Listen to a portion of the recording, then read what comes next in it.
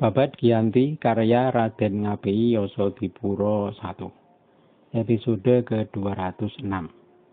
Membicarakan yang akan menjadi patih di Yogyakarta. Pagi-pagi, Jan Hendrik Johan Abraham berangkat ke Surakarta disertai Tumenggung Wirodikto. Di Giyanti berlangsung penyusunan para punggawa yang namanya akan masuk dalam surat kontrak.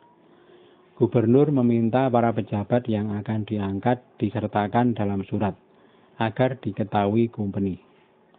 Yang akan masuk kontrak adalah dua putra Sultan, Pangeran Adipati dan Pangeran Ngabei. Adapun dari kerabat yang akan masuk dalam surat kontrak adalah Pangeran Notokusumo dan Pangeran Pakuningrat, serta 13 bupati. Yang menjadi kepala bupati Mas Ronggo dan Suryonagoro.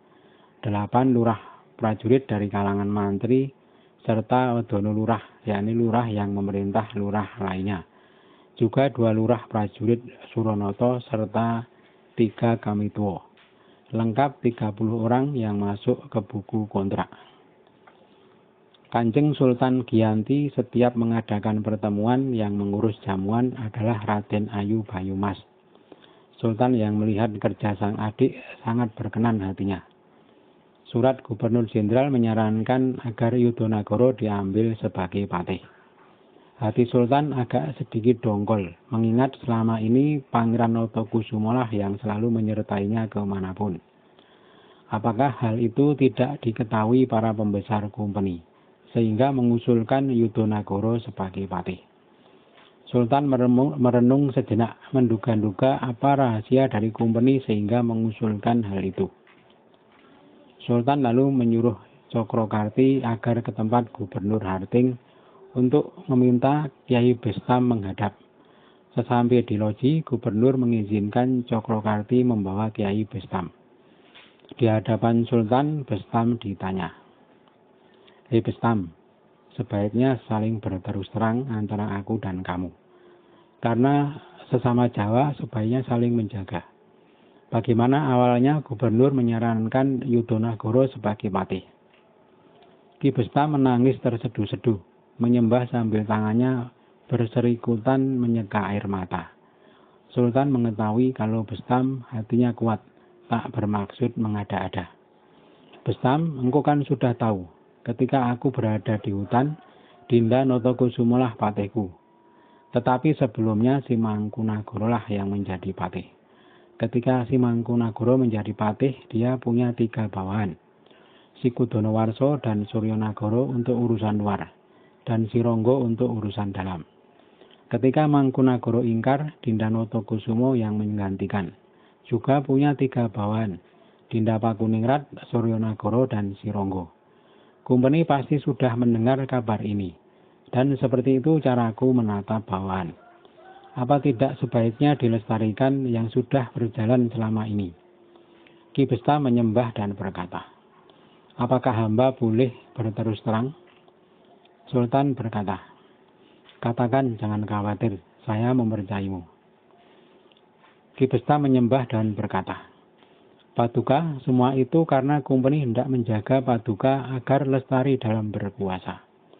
Adik Paduka Pangeran Notokusumo orangnya sangat besar hati, wataknya seperti raksasa.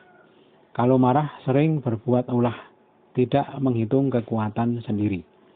Maka dulu pesisir memisahkan diri, karena adik Paduka itu nafsunya sangat tak tertahankan. Dulu saja kakak Paduka Sunan Layan dibuat repot, dan kumpeni sering dibuat susah. Karena itu lalu ditempatkan di Pekalongan sehingga tempatnya jauh dari Kartosuro."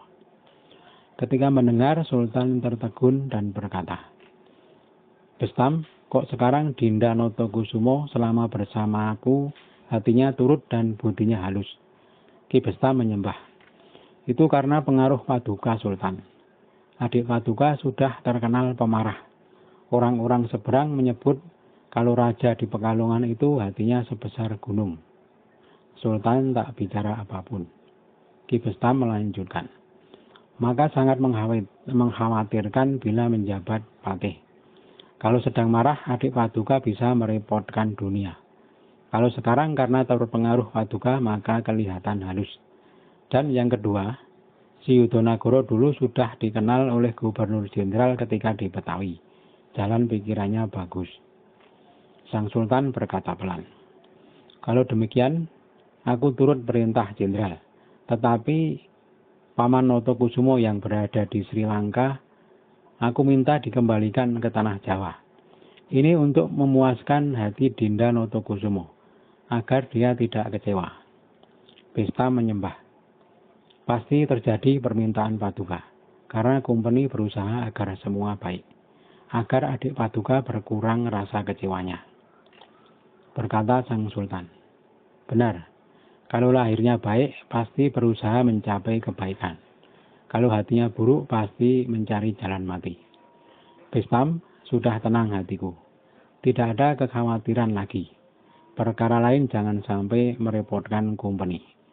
Kalau bisa selama aku masih hidup, Kumpeni tak perlu menolong. Semua aku kerjakan sendiri." Ki Pesta menyembah dan mohon pamit kembali ke loji. Kepada Gubernur Nicholas Harting dilaporkan pembicaraan dengan Sultan yang baru saja terjadi. Ketika mendengar Sultan sudah menyetujui usulan Kumpeni, sangat suka hati Gubernur Harting. Sementara itu, Obrib Jan Hendrik Johan Abraham setelah 4 hari perjalanan sudah kembali lagi ke Giyanti. Segera melapor kepada gubernur bahwa Sang Raja Surakarta bersedia menyerahkan keris kepada Sang Paman Sultan Giyanti. Semua tenang karena Sang Raja rukun dengan Sang Paman Sultan. Jan Hendrik segera melapor kembali ke pondokannya. Demikian juga Wirodikto pulang ke pondokannya. Ketika Wirodikto datang di pondokan, para bupati sedang berkumpul lengkap. Adipati Pringgoloyo bertanya, "Bagaimana Wirodikto? Apakah Sang Raja berkenan?"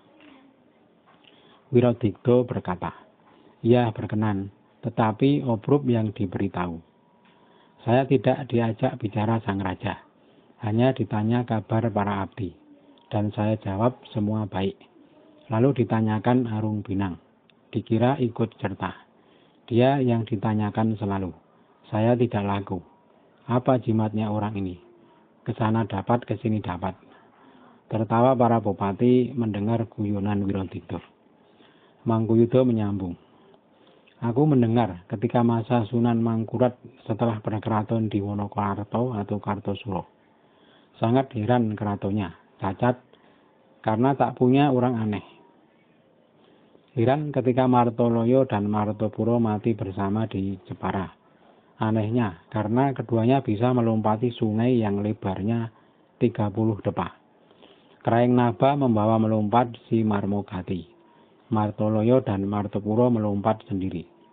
Sunan Mangkurat bingung, sampai tak makan tak tidur, dan merasa keratonnya akan celaka karena tak punya orang aneh yang menjadi tumbal negara. Nah, Dinda Tumenggung Arung Binang ini termasuk orang aneh tumbal negara." Tumenggung Arung Binang mendengarkan sambil berlagak mengangguk-angguk. Wirodikto mengumpat, "Ah, berlagak pakai manggut-manggut segala." Adipati Pringgoloyo bertanya, "Bagaimana Paman Mangkuyudo cerita Sunan Mangkurat tadi?" Mangkuyudo melanjutkan cerita. "Samar-samar saya ingat, dulu ada Kiai Demang Urawan alias Sendi yang bisa menghitung jumlah pelepah daun kelapa yang jatuh. Juga bisa mengetahui kalau seseorang memetik 2 daun di kebun, mana yang lebih dulu dipetik dan mana yang dipetik belakangan. Sekarang tak ada lagi orang seperti itu. Oleh karena itu, Demang Urawan lalu diangkat menjadi adipati dengan tanah 3.000. Tertawa lagi para bupati. "Kok orang aneh harganya mahal? Adipati Urawan keanehannya hanya sebesar tengu. Sudah bisa menjadi tumbal negara. Kalau ada orang yang keanehannya sebesar kemiri, bisa jadi jimat." Para bupati tertawa. Suasana berlangsung gembira.